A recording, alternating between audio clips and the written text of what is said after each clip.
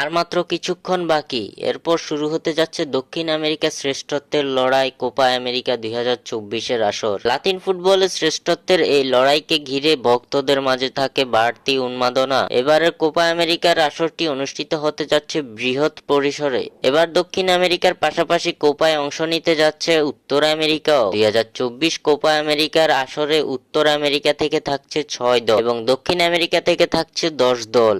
সর্বমোট 16 দলের অংশগ্রহণে মাঠে গড়াতে যাচ্ছে এবারের আসরটি। আগামী 21 জুন শুরু হতে যাচ্ছে কোপা আমেরিকা 2024-এর আসর। উদ্বোধনী ম্যাচে মুখোমুখি হবে ডিফেন্ডিং চ্যাম্পিয়ন আর্জেন্টিনা ও উত্তর আমেরিকার দল কানাডা। আর্জেন্টিনা বনাম কানাডার মধ্যকার ম্যাচটি মাঠে গড়াবে বাংলাদেশ সময় ভোর 6টায়। কোপার আসর 21 জুন মাঠে গড়ালেও ব্রাজিল তাদের প্রথম ম্যাচ খেলবে 25 জুন। 25 জুন বাংলাদেশ সময় সকাল 7টায় কোস্টারিকার বিপক্ষে মাঠে নামবে ব্রাজিল। কোপা আমেরিকার সবগুলো ম্যাচ বাংলাদেশ থেকে সরাসরি সম্প্রচার করবে দেশের একমাত্র sports channel T Sports. Bangladesh থেকে টি স্পোর্টস চ্যানেলের মাধ্যমে কোপা আমেরিকার সবগুলো ম্যাচ লাইভ দেখতে পারবে ভক্তরা, যা বাংলাদেশি ভক্তদের জন্য সুখবর বটে।